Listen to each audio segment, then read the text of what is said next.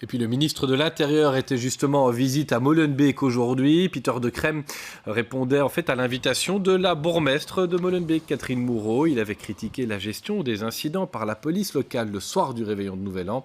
La rencontre d'aujourd'hui était donc l'occasion d'une mise au point et d'un rappel par la police de ses besoins. Écoutez. Cette visite avec Madame la bourgmestre et ses collègues de la zone de police était une visite de travail, mais vraiment en profondeur. Non seulement pour mesurer la température, mais vraiment pour voir comment on peut éviter des événements tels qu'ils se sont déroulés le 31 décembre et le 1er janvier, et puis aussi donner suite à des constats qui ont été faits. Par exemple, comment les communications ont été faites. Est-ce que tous les services étaient au courant? Est-ce qu'on a bien mesuré le risque? Tout cela est ressorti. On a en fait un déficit de plus de 120 hommes par rapport aux cadres. C'est évidemment difficile de remplir toutes les missions avec 120 hommes qui manquent. Alors les spécificités de Molenbeek, c'est le plan Canal et la rotation élevée des effectifs dans le cadre du plan Canal. Ça veut dire quoi? Ça veut dire qu'on a des policiers qui sont souvent assez jeunes, donc c'est la première affectation, et qui vont très vite repartir.